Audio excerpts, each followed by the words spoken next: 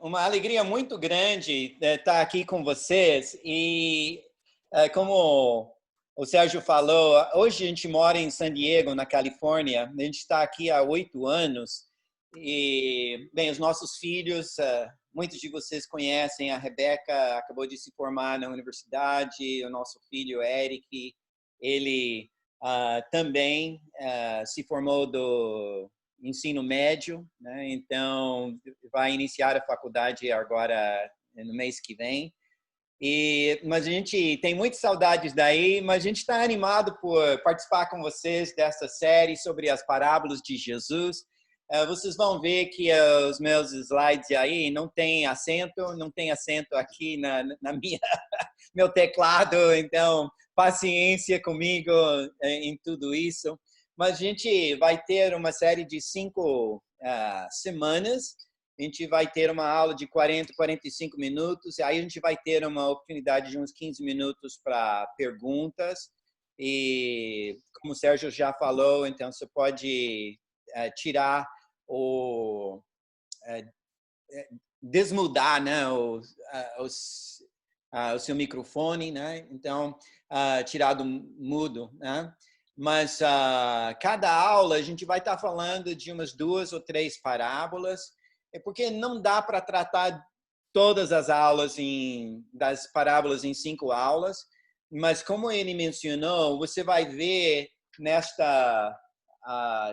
no chat, eu deixei uma folha com a lista de todas as parábolas e você vai ver que, bem, eu tenho 47 aí anotado, mas não é um número exato, porque como a gente vai ver, há outras histórias, né, ou comparações que, se você incluir enigmas e provérbios, então talvez chegue a 60, mas você vai ver que os principais estão aqui nessa lista, então a gente não vai cobrir todos os 47 parábolas, mas a gente com certeza vai poder dar um gostinho das parábolas de Jesus.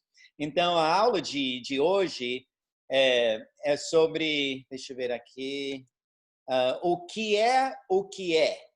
Então, o que é o que é? É céu, mas não tem estrelas nem nuvens. Alguém sabe? É o céu da boca. O que é o que é? Quem profetizou, mas não usava roupa, não calçava sandálias e nem sabia ler? João Batista. A mula. Próximo. Mas você vai ver em Números capítulo 22, era a jumenta de Balaão. Ô, louco. O que é o que é? Do que come, saiu comida. Do que é forte, saiu doçura. Como é que é aquele negócio do leão? Sansão. Tá vendo? Então, Em Juízes 14, você vê o leão que Sansão matou e depois encontrou mel. Então, esta aula de hoje, o que é, não vai ser de enigmas espirituais. Não, o que a gente vai fazer, a gente vai introduzir as parábolas de Jesus. Então, o que é uma parábola? Onde você encontra parábolas na Bíblia? Como você interpreta uma parábola? Então, a gente vai ver essas coisas hoje nessa introdução. Então, para iniciar, eu queria que você soubesse que o termo parábola, na verdade, vem do grego parabalo. Então, parabalo é uma conjunção de 2 palavras, para, que significa ao lado ou próximo, e balo, que significa jogar, ou colocar, ou deitar. Então, o que isso significa, então? Que literalmente significa que é colocar ao lado. Então, uma parábola é pegar algo e colocar ao lado de outra coisa para fazer uma comparação ou um contraste. É uma figura de linguagem como uma metáfora. Esse é o significado de parábola, assim, no grego, assim, na Bíblia. A gente não vai ler todos esses trechos, mas se você quiser anotar, pode. Lucas 4, versículo 23, e a gente tem esse termo, parábola, então, onde Jesus descreve esse ditado aí, médico, cura-te a ti mesmo, né? Então, ele está usando essa palavra, a mesma palavra que se usa para parábola, na verdade é um provérbio. Então, você vê que há um significado abrangente desta parábola. Não, o que a gente costuma ouvir são as histórias como parábolas, mas a parábola também pode ser um ditado ou uma comparação pequena. Então, nesse trecho aí de Lucas 4, então, na verdade, são as pessoas que Jesus estava falando, então vocês estão dizendo, como se estivessem falando para mim, médico, cure-te a ti mesmo, porque eu não estou fazendo milagres na minha própria cidade. E aí Jesus continua e ele fala, para falar a verdade, Deus nunca ligou de onde vieram as pessoas. Então ele conta sobre a viúva de Jarafé, que era de Sidom, ou Naamã, que era da Síria. Jesus estava dizendo para eles, não importa de onde você vem, o que importa é a sua fé.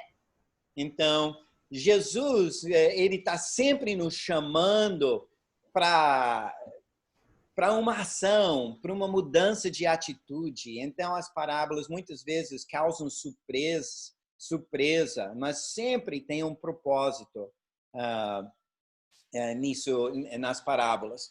E aí, então, a gente tem um outro aí, que é Marcos, capítulo 7, é um outro local onde usa o termo parábola, mas, na verdade, não é o que a gente costuma considerar parábola. É uma comparação, uma figura de linguagem. Aquele trecho onde ele fala, não é o que entra pela boca, mas o que sai da boca, né? O que contamina o homem. Então, basicamente, Jesus, né, cita esse local, esse trecho em Isaías, quando ele fala sobre os lábios, né, e os corações. E, na verdade, de novo, Jesus está usando uma comparação para fazer um ponto, né?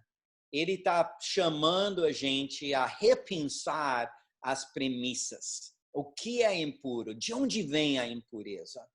Mas, continuando, então, você vai ver naquela folha que eu disse, o Sérgio disse que está aí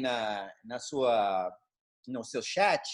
Então, nessa folha tem todas essas parábolas, mas tem Mateus, Marcos, Lucas, mas não tem nenhuma parábola em João. Então, é interessante isto, porque João tem figuras de linguagem, mas João usa um outro termo, né? Ele usa este termo paroimia. Então, de novo, é o pará, que é ao lado, o próximo, com oiumai, que é imaginar, pensar, supor. Então, aqui ele está falando o quê? Então, essa ideia de pensar ao lado. Então, você coloca algo do lado para pensar. Então, é uma figura, um dito simbólico, uma figura. Então, vocês podem anotar aí, por exemplo, alguns locais que se usam no livro de João. O João, capítulo 10, versículo 6, ele usa este termo, paroimia, para descrever quando ele fala as ovelhas conhecem a voz do bom pastor, né? Então, é uma figura, é uma imagem que ele conta sobre, mas não é parábola, é uma paroimia.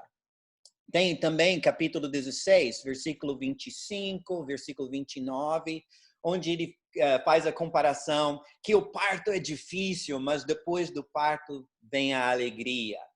Então, embora haja outras figuras de linguagem, né, iremos focalizar, na verdade, as histórias que a gente costuma pensar sobre como parábolas, que essas histórias que têm um ponto central para nos chocar, para nos chamar a atenção, para nos levar para mais próximo de Deus. Estão acompanhando até agora? Muito bem. Sim. Então, a gente viu que, na verdade, Jesus não inventou a história parabólica. Existe há séculos e milênios, porque a gente vê essas parábolas, algumas parábolas no Velho Testamento. Por exemplo, em Isaías capítulo 5, a gente vê uma parábola contada, onde basicamente ele fala que Deus plantou Israel como uma videira, né, num morro fértil. E Deus esperava, foi lá ver bons frutos, mas o que ele encontrou lá, o que ele colheu foram uvas azedas. Então, é uma história, uma parábola, mas você vê bem no profeta Isaías. E existe mais, antigamente ainda, em 2 Samuel, capítulo 12, é aquela famosa história onde Davi havia pecado e Natã confronta ele, né, pelo pecado com Batseba. E ele conta essa história do homem rico que matou a ovelhinha favorita do pobre, que tinha, porque ele tinha recebido visita. E aí, quando Davi ficou bravo, quem foi que fez isso? Ele falou, é você, o homem. Então, a parábola é exatamente isso, é uma história, é uma comparação que confronta a pessoa, faz a pessoa repensar as premissas e procura causar algum arrependimento, alguma mudança de ideia e uma ação, né, que vai levar a pessoa. Então, é para ser de impacto mesmo. Então, a gente vê que parábolas é uma coisa antiga, mas Jesus era bem conhecido pelas parábolas que ele contava. Na verdade, mais ou menos 1/3 das palavras registradas de Jesus foram parábolas.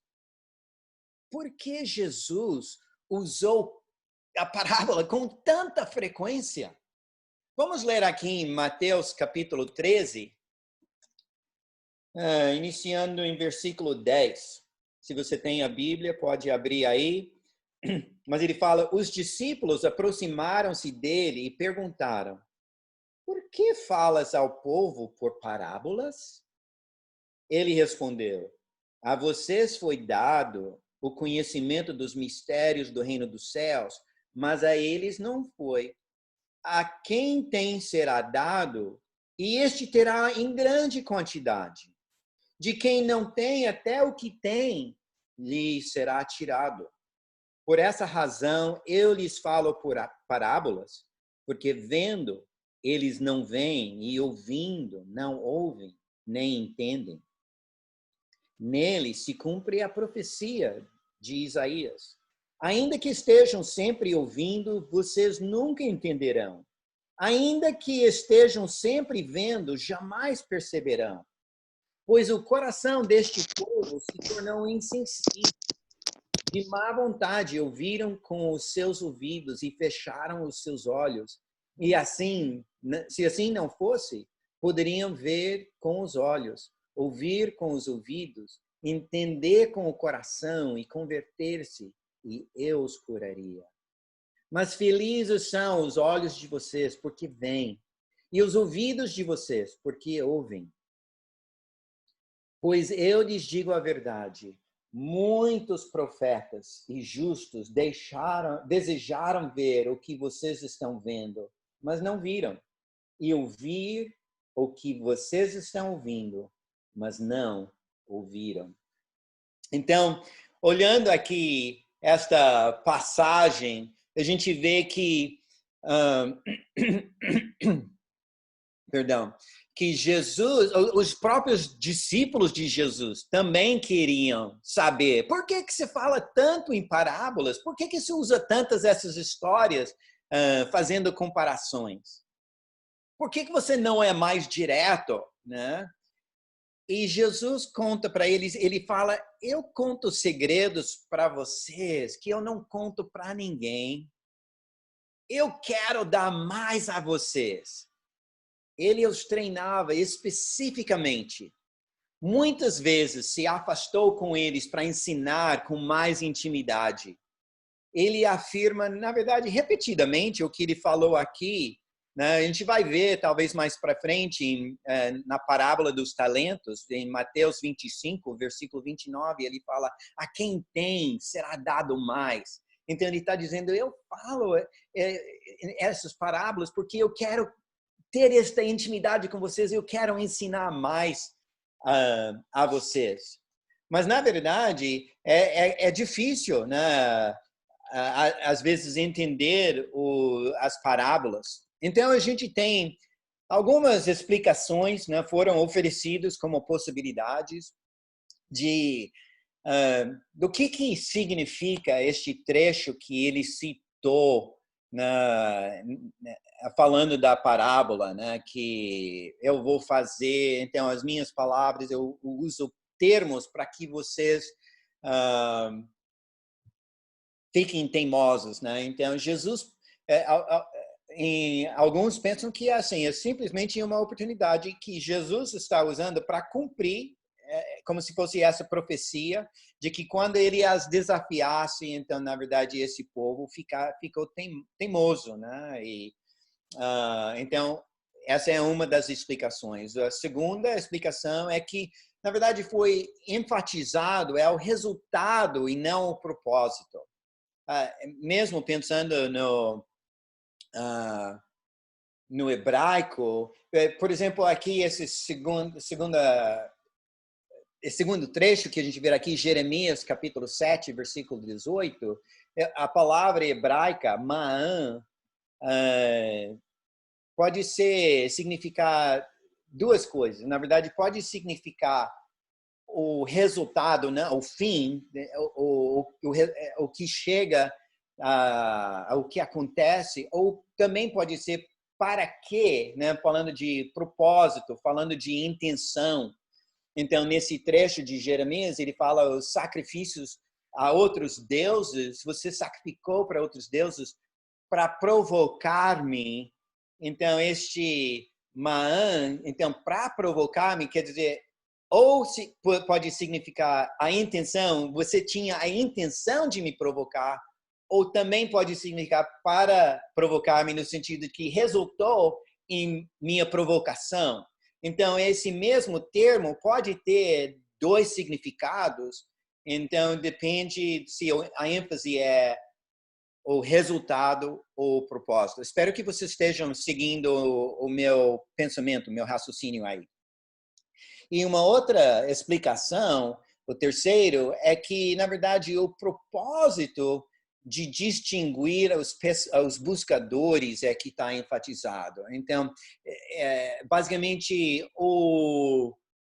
a parábola ou a ofensa não é para provocar, mas para revelar os corações. Então, nesse sentido, não para que não entendessem, mas porque alguns chegam com corações calejados, eles não vão entender. Então, como 1 Coríntios 2,14 fala, que as coisas espirituais são discernidas espiritualmente.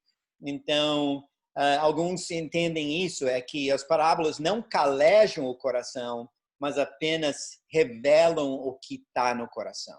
Então, há várias maneiras de entender isso que Jesus estava falando, o porquê que ele usou a parábola. Mas essas são as próprias palavras dele, onde ele cita Isaías como uma justificativa, uma razão que ele usava tantas palavras. Mas o importante é que ele termina aí, depois de falar tudo isso, após responder a pergunta, ele encoraja os discípulos, lembrando-os o que eles têm acesso. Nós somos apenas homens ordinários, sem instrução, mas nós recebemos o ensinamento, fomos revelados o segredo, conhecemos o Filho de Deus, conhecemos o Messias, podemos abrir o coração e aprender e ver as profecias cumpridas. Os que estão próximos e seguem a Jesus, mesmo pessoas simples, são abençoadas, são felizes. Você se sente abençoado? Você se sente feliz? Você não andou com Jesus, 2000 anos atrás, mas você anda com ele diariamente, porque você tem o Espírito dele no seu coração. E eu acho que Jesus estaria chamando a cada um de nós para a mesma coisa. Então, gente, nós temos essas parábolas e a gente tem muito ensino sobre eles para que a gente possa realmente chegar perto do coração de Deus, mudar nossas vidas e ter uma esperança do céu. Então, é esse o nosso propósito nesta aula sobre as parábolas de Jesus. Então, algumas características das parábolas. É que todas as parábolas são tem assuntos reais ou comuns, né, que as pessoas podem se identificar. Então, ou o assunto é agricultor, ou um capim, ou um anel, ou a família, ou um banquete. São coisas que as pessoas se identificavam e conseguiam entender. Cada parábola tem um assunto verdadeiro ou real. Outra coisa, né, é que a aplicação é espiritual, mas as parábolas não são coisas fantasiosas. Não é como um conto de fada, né, onde você vê um pé gigante de feijão. A gente tem um ganso que bota ovos de ouro. Camundongos que se tornam em cavalos. O menino tamanho dedão. Né? Nenhuma das histórias de Jesus são essas coisas fantasiosas.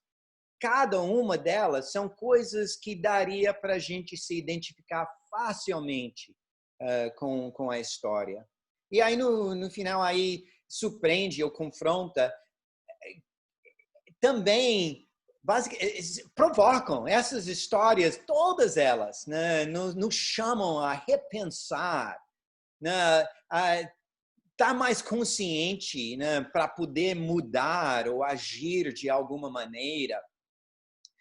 A maneira de Deus, para ver como a maneira dele é diferente, para a gente entender a perspectiva de Deus. Então, essas são algumas características das parábolas que a gente vai estar vendo. Agora, muitas vezes, as parábolas de Jesus são introduzidos ou concluídos, né? Então, ele fala assim, vamos pensar nisso, né? Deixe-me contar uma história. Vocês estão ouvindo? Faça isso. Então, ele usa estes termos para chamar a atenção, para direcionar, vá e faça o mesmo. Ele introduz, o que pensa sobre isto? Então, vocês vão ver que as parábolas são assim. Deixa eu ver aqui. Então, eu estava no slide errado, desculpe, gente. Mas ele usa esses termos. O que você acha? Quem tem ouvidos para ouvir? Vai e faça o mesmo. Então, ele usa esses termos para introduzir ou para concluir, para direcionar a gente. E agora também, interpretando as parábolas, normalmente há uma verdade central. Então, você pode ter outras coisas que você tira da parábola, mas normalmente a parábola tem uma coisa principal que ele está querendo transmitir para nós. E a razão que eu acho que isso é importante, porque ele usa muitos detalhes, ele conta, mas nem todos os detalhes são importantes, mas acrescentam, né, vigor ou cor, né, à história em si. Agora, a outra coisa sobre... Bem, antes de sair disso, eu queria que vocês pensassem, porque alguns alegorizam, né, cada detalhe. Por exemplo, havia um cristão, um estudioso chamado Origen, que ele era do início do 3º século, e ele era um cristão muito conhecido, muito sábio, mas onde a gente encontra as coisas que ele escreve sobre esta parábola, ele pega cada detalhe da parábola e ele vai fazendo comparações, né, com a história. Então, ele fala, por exemplo, que o homem entre os ladrões, ele representa Adão, né? Jerusalém, que ele estava vindo de Jerusalém, isso representa o céu. O Jericó significa o mundo. Os ladrões, né, significa o demônio. O sacerdote significa a lei. A levita significa os profetas. A gente vê que o samaritano representa Cristo. O burro representa o corpo de Cristo, que carregou Adão pecador. A pousada onde ele foi resgatado é a igreja que recebe os seus pobres. E as 2 moedas são o pai e o filho. A promessa para retornar é Jesus no fim do mundo. Então, vocês veem o que eu estou falando, certo? É que você pode pegar essas histórias e ir colocando, imaginando cada detalhe, mas isso, na verdade, é ir longe demais, porque Jesus tinha uma intenção quando ele fez, e não era para ficar divulgando, assim, divagando, não era sobre a religiosidade ou conhecimento, mas era sobre a ação, sobre o amor. E então você vai ver como essas coisas se consegue interpretar. Então, outra coisa para se ver, para você interpretar uma parábola, é observar o contexto imediato da história, né? Quem estava com Jesus? O que aconteceu? Alguém fez um comentário, alguém fez uma pergunta, algo aconteceu, quem estava envolvido? Se você observar o contexto da história, você consegue imaginar ou ter mais certeza sobre o porquê que ele contou aquilo. As parábolas não são apenas histórias interessantes, mas têm um propósito. Então, esse propósito é revelar o coração de Deus, né? Ou é uma resposta ou uma ação pertinente. Então, por exemplo, em alguns casos, os fariseus estão julgando outros ou se justificando a si mesmos, e aí Jesus contou uma história. Em outros, alguns estão preocupados com o dinheiro, e Jesus contou uma história. Pobres estão sendo esquecidos, e Jesus conta uma história. Alguém depende demais de si, e Jesus conta uma parábola. Alguém não está reconhecendo o compromisso necessário para seguir a Ele, e Jesus conta uma parábola. Então você consegue descobrir a intenção da história quando você observa o contexto imediato daquela história. Então, até aí, basicamente, a gente está introduzindo ou contando para que é uma parábola, como que se interpreta, como que a gente encontra essas parábolas de Jesus na Bíblia. E a gente tem poucos minutos ainda, mas eu queria pegar, então, com este pouco tempo, porque eu falei que a gente vai ver uma ou duas, ou talvez 3 parábolas numa aula só, mas esta sendo uma introdução, a gente vai pegar 3 parábolas pequenas, que talvez você veja mais como um ditado, coisa assim, mas são parábolas bem curtinhas que a gente pode ver rapidinho. Então, tem a semente que cresce, tem a semente de mostarda e tem o fermento. Então, primeiro em Marcos capítulo 4, versículos 26 a 29, a gente pode ler rapidinho. Jesus prosseguiu dizendo: o reino de Deus é semelhante a um homem que lança a semente sobre a terra. Noite e dia, estando ele dormindo ou acordado, a semente germina e cresce. Embora ele não saiba como, a terra por si própria produz o grão. Primeiro o talo, depois a espiga, e então o grão cheio na espiga. Logo que o grão fica maduro, o homem lhe passa a foice, porque chegou a colheita. Então, esta parábola, se você olhar a folha que eu dei para vocês, né, vocês vão ver que esta parábola somente você encontra no livro de Marcos.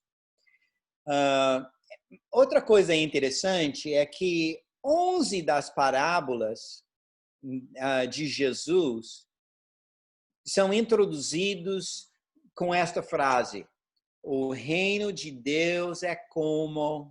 E aí ele vai contando a comparação. Então, às vezes a Escritura usa o reino de Deus, né? Às vezes ele usa o reino do Filho do Homem, às vezes ele fala o reino que pertence a Cristo, às vezes ele fala o reino do Pai, ou apenas o reino. O livro de Mateus, principalmente, usa o termo o reino do céu, e a maioria dos estudiosos, eles acreditam que Mateus usou mais o reino do céu porque foi escrito para os judeus que não usavam o nome de Deus, então fazia mais sentido falar do céu, que incorpora a Deus e é o mesmo significado. Então, já que muitas palavras falam do reino de Deus, eu queria que a gente falasse rapidamente sobre este conceito do que era o reino de Deus.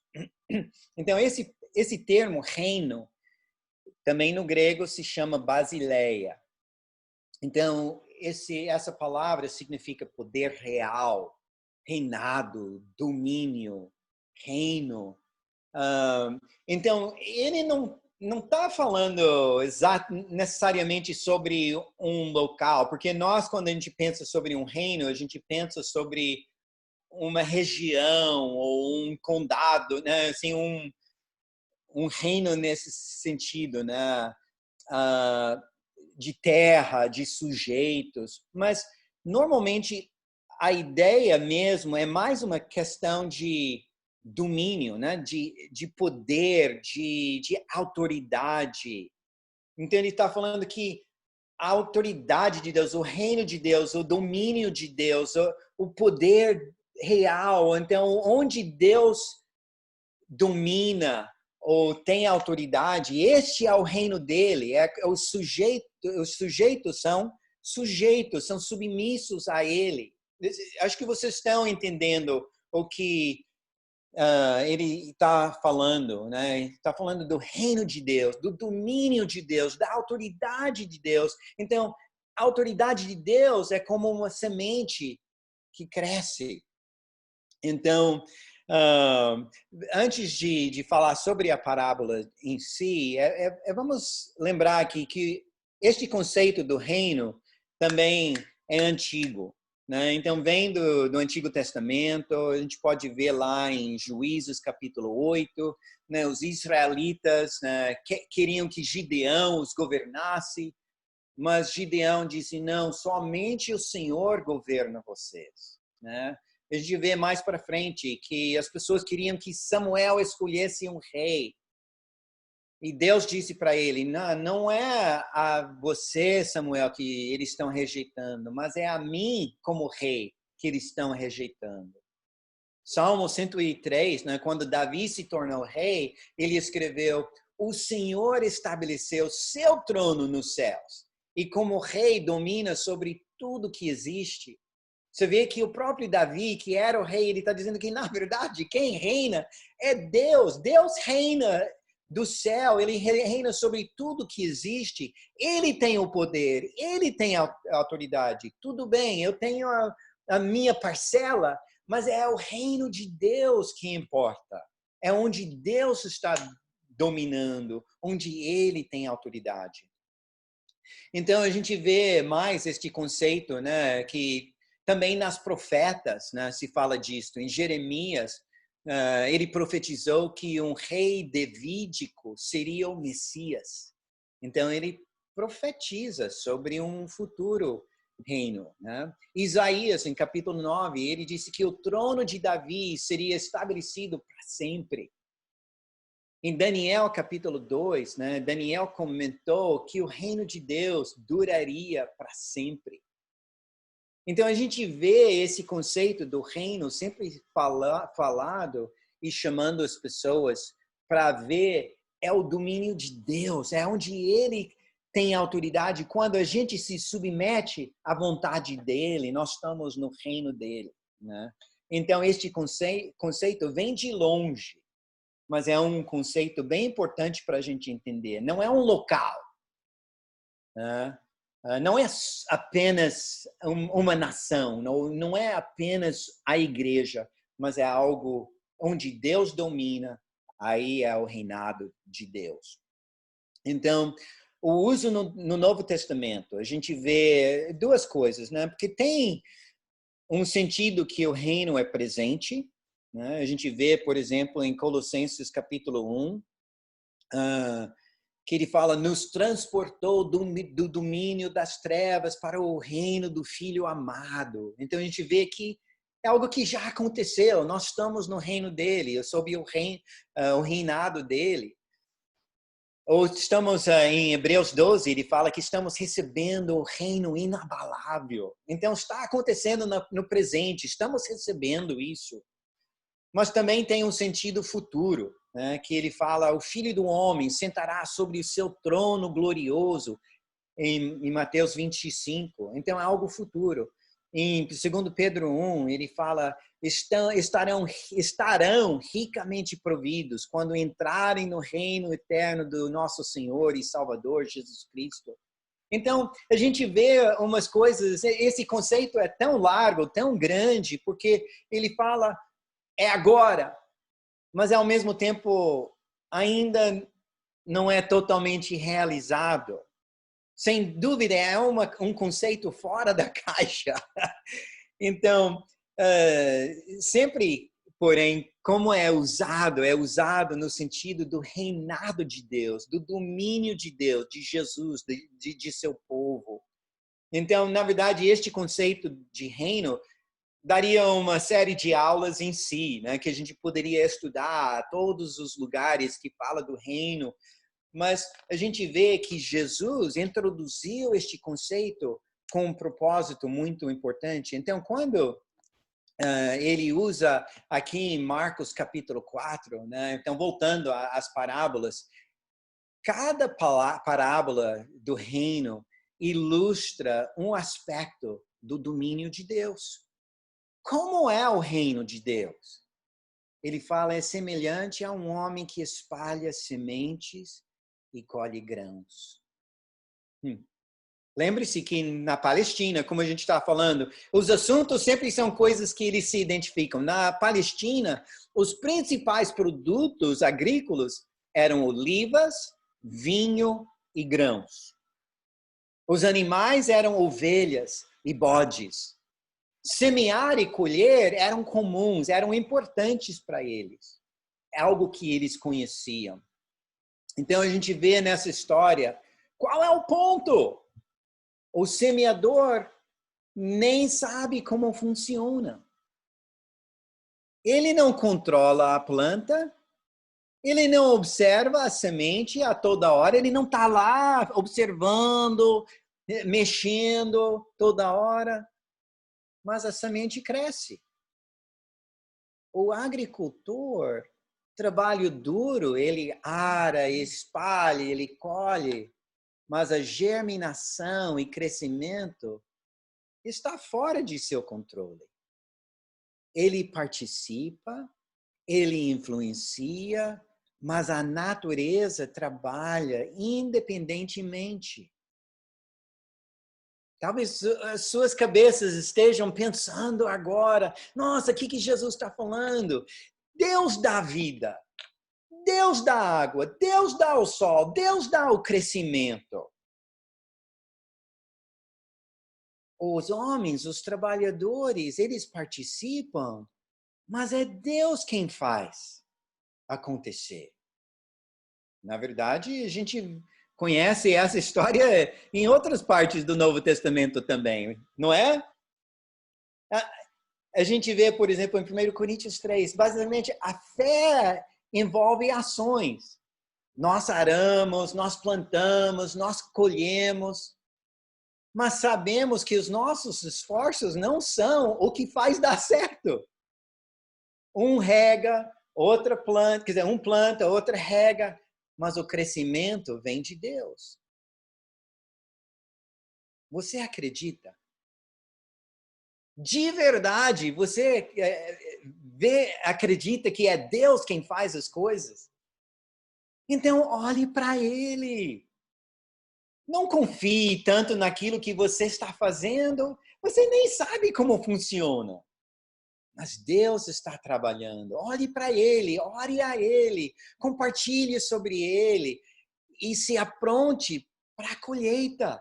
Porque Deus está trabalhando no coração de pessoas que você simplesmente chega lá e a pessoa está dizendo, puxa, eu estava pensando nisso esta semana. Você não sabe, mas Deus está trabalhando. Nem precisamos entender como, mas Deus está movendo na vida de pessoas ao seu redor. Você não sabe, mas Ele sabe. Veja o que Ele faz e dê a glória para Ele. Jesus estava dizendo, como que é o reino de Deus? O reino de Deus é tão grande que você nem consegue entender, tudo bem. O agricultor vai lá plantando e regando e até colhendo, mas ele faz quando ele está dormindo, quando ele está acordado, porque a natureza, Deus está trabalhando sem que ele entenda tudo. Puxa, como a gente precisa ser humilde, como a gente precisa olhar para Deus e dar glória para Ele. Amém? Então, continuando aqui, uma outra história aí, né? Então, com o pouco tempo que a gente tem, a gente poderia ver aqui em Marcos, capítulo 4, já que a gente está aqui do lado, versículo 30 a 34. Novamente, ele disse, com quem compararemos o reino de Deus? Aí, de novo, que parábola usaremos para descrevê-lo? É como um grão de mostarda, que é a menor semente que se planta na terra. No entanto, uma vez plantado, cresce e se torna a maior de todas as hortaliças, com ramos tão grandes que as aves do céu podem abrigar-se à sua sombra. Com muitas parábolas semelhantes, Jesus lhes anunciava a palavra, tanto quanto podiam receber. Não lhes dizia nada sem usar alguma parábola. Quando, porém, estava a sós com os seus discípulos, explicava-lhes tudo. Então, pensando sobre de novo, nessa folha que vocês vão ver no chat, que você vai ver que esta parábola se encontra em Mateus, em Marcos e em Lucas, né? O reino de Deus é como uma semente de mostarda. Eu vou dar uma ideia para vocês aqui. Eu quase nem estou entendendo. Eu coloquei essa aqui, nem sei se vocês conseguem ver. Aqui, caiu. Então, vou mostrar para vocês. Aí é uma semente. Aqui é um negócio inteiro de semente. Tem um monte de semente de mostarda aqui. É tão pequeno que nem dá para ver aí, eu acredito. Mas é super pequeno. Então, uma semente de mostarda, ele está falando, o reino de Deus é assim. É bem pequeno. Agora, não é literalmente a menor semente. Há sementes menores ainda, mas proverbialmente é usado como algo minúsculo, algo super pequeno. Esta pequena semente se torna uma planta de ervas. Não é uma árvore. Normalmente cresce 1 metro, 1,3 metros. As maiores atingem talvez 3 metros. Então, o que chama a atenção é algo tão pequenininho, pode crescer tanto. Assim é o reino de Deus. Pode ter um início humilde, mas se torna algo significativo. Sabe, coisinhas. Então, aí são as plantas que é uma erva, né? As ervas de mostarda. Então, tá vendo a sementinha? Tá vendo a plantinha? Aquela coisinha se tornou isso. Isso é para aumentar a nossa fé e também para a gente ver que coisinhas importam. Mateus 10, você vê esse conceito comunicado em outro trecho com Jesus. Ele disse, se alguém der mesmo um copo d'água para um desses pequeninos, porque é meu discípulo, ele não perde o galardão. As coisas pequenas importam. Mateus 25 é aquela história das parábolas das ovelhas e os bodes. Jesus diz que alimentar os famintos, vestir o pobre, mostrar hospitalidade, visitar os doentes, os na prisão, pequenas coisas se importam para Jesus. A gente vê Lucas 15, né, que o pastor, ele deixa os 99, ele vai atrás do da ovelha perdida. E ele regozija quando se encontra.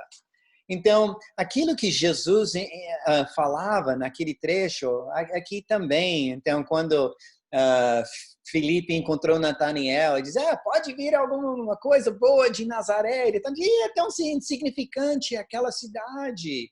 E a gente sabe, até o maior movimento da história nasceu numa manjedoura em Belém.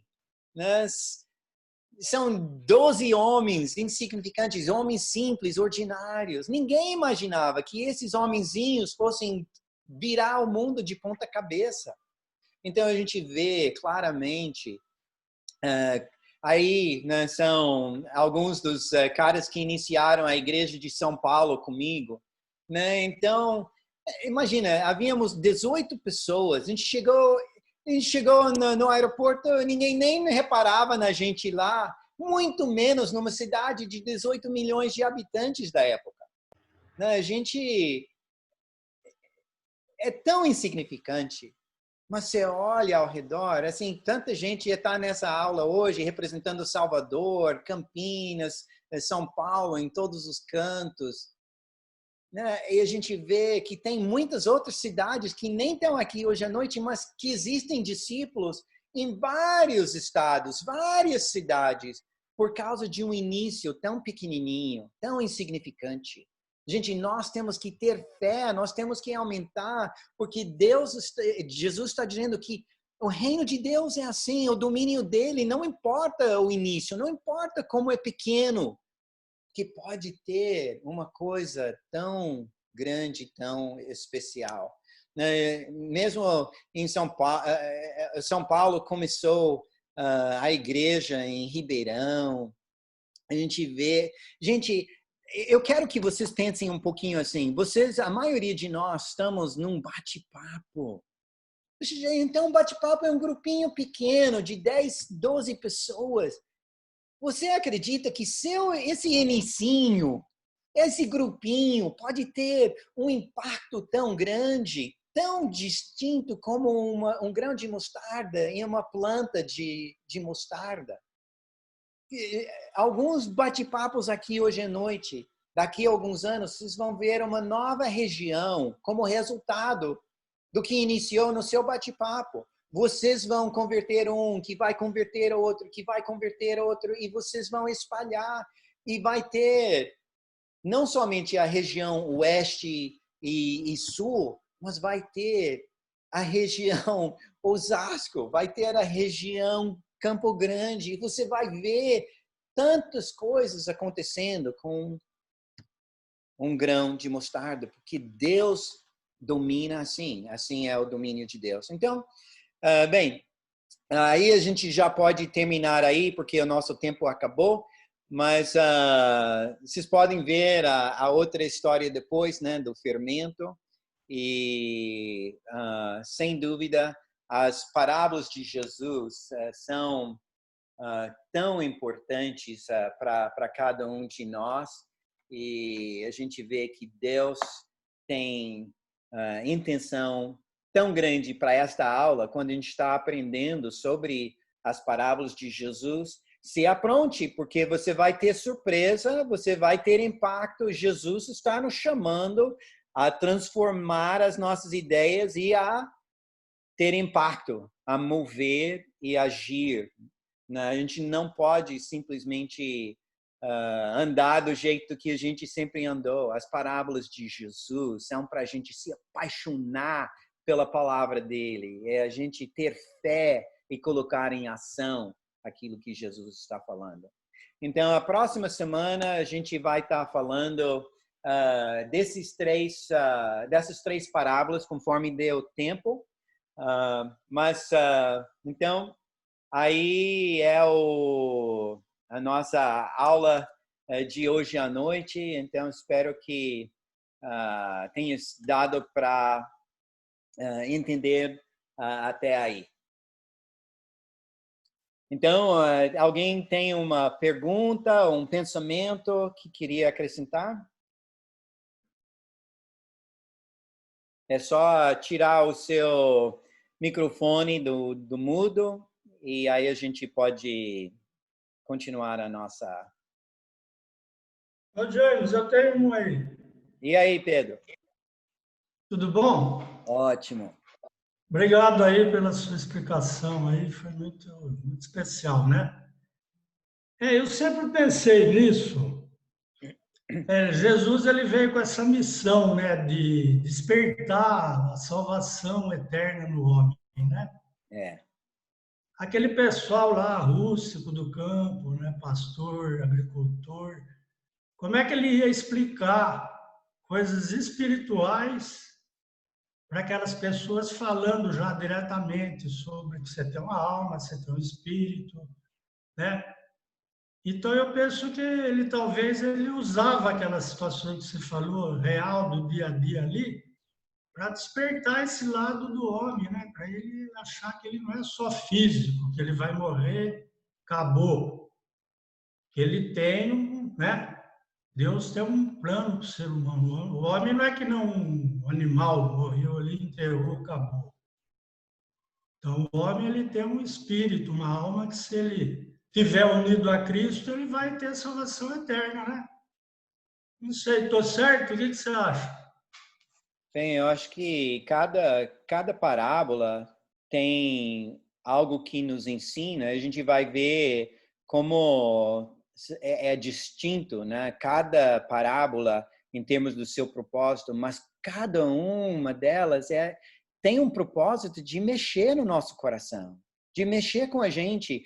Gente, nós não podemos ficar acomodados. Vocês vão ver nessas próximas 4 semanas, a gente vai estar vendo umas histórias interessantes, que são divertidas, são chocantes, mas cada uma delas é para mexer com a gente. Não é para a gente continuar comum, simplesmente andando aqui. Gente, nós estamos numa pandemia. Você acha que Jesus ele inventaria uma história sobre uma pandemia, falando sobre como ele age, porque é Deus quem está movendo agora? E tudo bem, isso está tudo fora de nosso controle, mas qual que é o propósito de Deus nisso tudo? Gente, nós precisamos abrir os olhos, porque as parábolas são para mexer, para a gente ter impacto, para mover, para a gente sair de nossa cadeira, ir no nosso trabalho, ir no nosso bairro, ir na academia, onde a gente estiver, e espalhar o domínio de Deus, porque o domínio de Deus é o que importa, e Ele que vai fazer. Não importa quão simples você é, não importa quão inteligente você é, o que importa é que Deus vai te usar em todos esses momentos. Então, ele usava essas histórias, sem dúvida, Pedro, como você falou, porque as pessoas conseguiam entender, né, o contexto da história, né? Eles conseguiam se identificar com essa história, mas a história não era simplesmente uma história interessante, mas era uma comparação, como a gente viu na parábola. Você coloca duas coisas ao lado para comparar, para pensar, para mover. Então, Jesus estava nos cutucando aí, através dessas parábolas. E eu acredito que vai ser super legal para cada um de nós, né, conforme a gente vai cavando nessas escrituras para poder entender a intenção de Deus e também aplicá-la às nossas vidas. Oi, James. E aí, Yara? Eu não quero fazer pergunta, porque são muitas, se eu tiver que fazer, não quero atrapalhar. Mas eu quero agradecer. Foi um bálsamo para o meu coração ouvir uma aula sobre as parábolas de Jesus e o impacto que causou em tudo que você falou. Quero agradecer muito, é sempre uma alegria ver você. E eu me lembro perfeitamente, há quase 31 anos atrás, quando você me batizou. E você continua o mesmo homem de fé. Isso me anima muito. E isso tudo hoje foi maravilhoso. Eu, quarta-feira, se Deus quiser, estarei de novo ouvindo. Um grande abraço para você e muito obrigada. Te amo. Muito obrigado. Eu também. Fala. Oi, James. Oi, quem está falando? É a Thelma. Oi, Thelma, tudo bem? Tudo bom?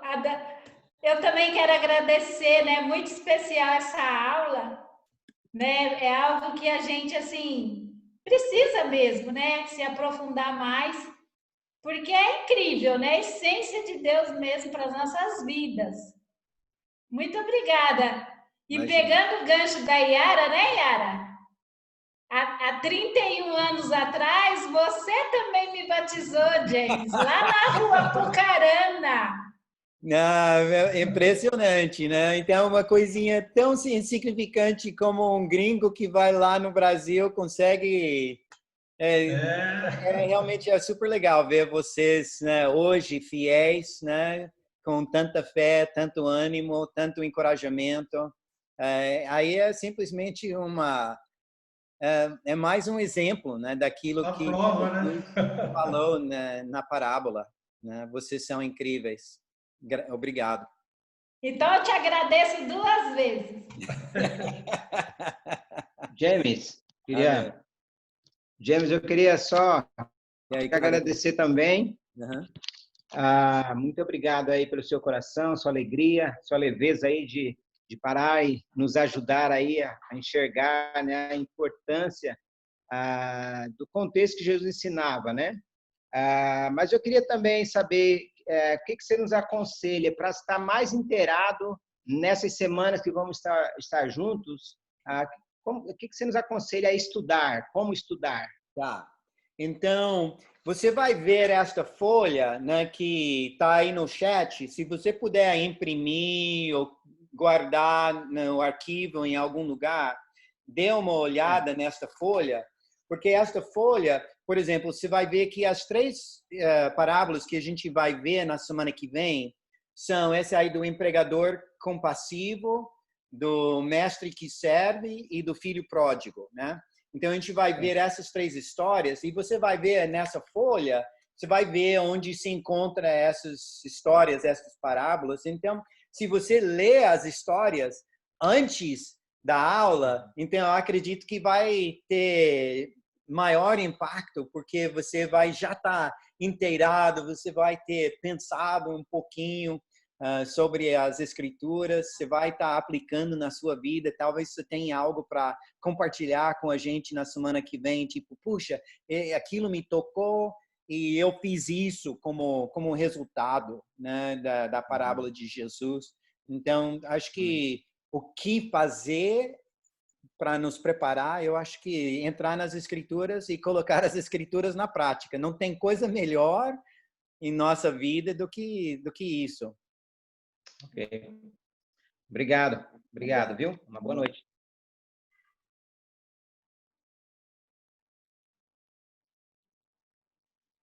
Então, Terminamos? Ou tem mais alguém? Mas alguém gostaria de fazer alguma pergunta para a gente poder terminar? Eu vi que o Edson abriu o microfone. Edson abriu, ok? James, obrigado pela aula, foi muito especial, Tudo bem, né? Edson? Tudo jóia? Saudade. Verdade também. Quantas memórias, hein? Verdade. Você tem umas memoriações quando eu dormi na República com você, né? É verdade, nossa. Indo na sua casa, sua mãe, tudo mais, nossa, muitas coisas. Também, obrigado, James. Ele também. James, assim, falando sobre o reino de Deus, eu abordei umas aulas anteriores sobre o reino, e a gente tem aquela passagem, Mateus 6,3, buscar o reino de Deus em primeiro lugar, né? Uhum. A gente sempre tinha uma ideia de colocar o compromisso com a igreja em primeiro lugar, por uma interpretação errada que a gente tinha.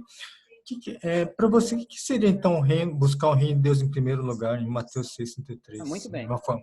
Excelente pergunta, né? Então, todos nós já lemos esse trecho, né? Então, em Mateus 6, 33, mas esse trecho está num contexto também, né? Que ele fala, por exemplo, sobre os tesouros no céu, e fala sobre as preocupações da vida. Então, ele coloca aí que tem muitas preocupações, né? Então, sobre o que vestir, o que comer. Nossa, numa pandemia, quem não se preocupa sobre o que vai rolar amanhã?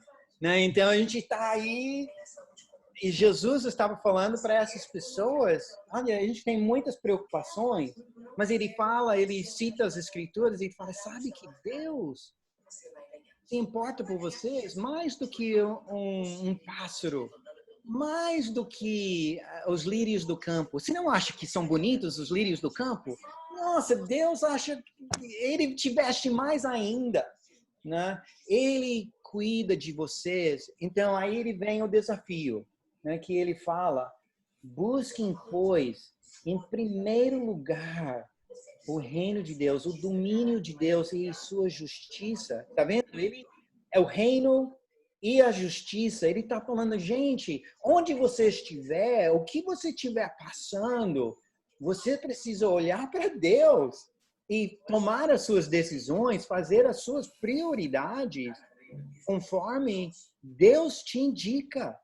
Nós somos tão egoístas, nós somos tão orgulhosos, a gente faz tanta coisa. Eu quero isso, eu estou me preocupando sobre isso, sobre aquilo. Aí os meus filhos, e o meu dinheiro, e minha aposentadoria, e minha casa, e meu carro. E a gente vê tanta coisa. Ele está dizendo, gente, pensa em Deus, no reino dele, no domínio dele. O que é a vontade de Deus na sua vida? Qual que é a justiça? Se você está numa situação, o que Deus queria que você fizesse aqui nesse sentido? Jesus não estava aí simplesmente para contar as histórias bonitas sobre os lírios do campo e os pássaros que voam. Ele estava nos chamando. E aí ele diz, portanto, não se preocupam com amanhã, pois o amanhã trará as suas próprias preocupações. Basta cada dia o seu próprio mal. Gente, nós vamos passar por dificuldades. Nós vamos ter desafios em nossa vida. Mas tem que ser nossa prioridade as coisas de Deus. O que Deus quer que você faça. Então, eu acredito que Deus quer que a gente vá na igreja. É uma prioridade. Jesus morreu pela igreja. Né, por cada um. E a gente precisa amar um outro, mas é muito mais do que ticar o cartão, né, dizendo, eu fui no culto. Puxa, o que é a vontade de Deus? Qual que é o domínio dele na sua vida? Ele tem a autoridade dele na sua vida, a preocupação, assim, a justiça. Você está pensando em como servi-lo, como dar glória a ele? Você vai ter um impacto se você for lá. Mas não como uma regra. Tem que ir na igreja. Se você não for na igreja, você vai para o inferno. Não é isso. Deus é a prioridade. Ele que domina. Ponha o reino dele, o domínio, a autoridade dele em primeiro lugar. Se você fizer isso, você vai mudar a sua vida, porque você não está mais tomando as suas decisões baseadas em, eu não sinto vontade. Tá bom. Então não faz. Deus não está aí para mandar em você. Ele está aí dizendo, Jesus está tentando te alertar. Vai rolar, e você vai ter consequência de sua vida. Ele está dizendo que não fica olhando, não, nem tudo que já te aconteceu. Mas já me fizeram mal, já me abusaram. E nem fique pensando no futuro.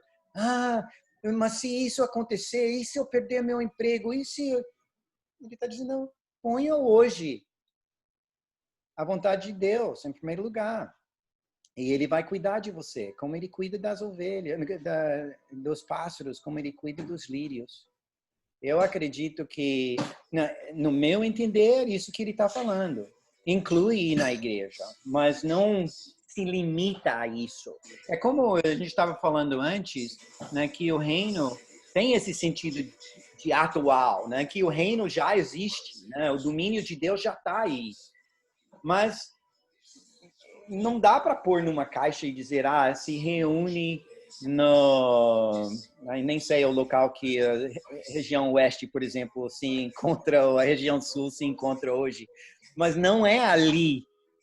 Aí é parte do reino, porque eu acredito que as pessoas lá estão lá porque querem seguir a vontade de Deus, né? O reino de Deus. Então, eu diria isso. Ele está falando de pôr em primeiro lugar a autoridade de Deus na sua vida. Se você fizer isso, sua vida vai ser diferente. E você vai agradá-lo e você vai estar tranquilo. Você vai ter paz na sua vida, porque tudo bem. Rola coisa que a gente não deseja. A gente precisa preparar para o futuro. A gente precisa comprar roupa, casa, essas coisas. Mas não é a nossa prioridade principal. O principal é aquilo que vai dar alegria para Deus. E se a gente tiver isso no coração, nossa, traz uma alegria, uma calma, uma paz e um senso de propósito tão grande, porque onde a gente estiver, Deus pode nos usar com nossos filhos, com nossos familiares, com nossos vizinhos, com nossos colegas do trabalho. É o reino de Deus, pode estar agindo. Pode estar usando esse grão de mostarda aí na sua oficina, como se diz, escritório. E para ser uma coisa maravilhosa, que você nem imagina hoje. Você deita, você acorda e você nem sabe, mas Deus está trabalhando. Então, acho que eu falei muito, mas Obrigado. Eu acho que é isso que ele está falando. Quando você pensa sobre o reino de Deus como o domínio de Deus, ponha a justiça dele. É o que ele está dizendo para você na sua palavra, o que é certo, o que é melhor. Faça isso. Mesmo que tenha que fazer um sacrifício aqui e ali, vai ser melhor, porque Deus vai receber glória e você vai vê-lo na eternidade. E mesmo esses sacrifíciozinhos que a gente passa, nem se compara com a alegria que a gente vai ter quando a gente estiver olhando para ele todo dia, ele nos braços dele, né? É uma maravilha. E é por isso que Jesus falou, felizes são, porque vocês têm o que ninguém tem. E a gente precisa lembrar disso dessa maneira. Então, obrigado pela pergunta. James, alguém no chat pediu se você puder só colocar novamente quais são as próximas 3 parábolas da aula. Claro.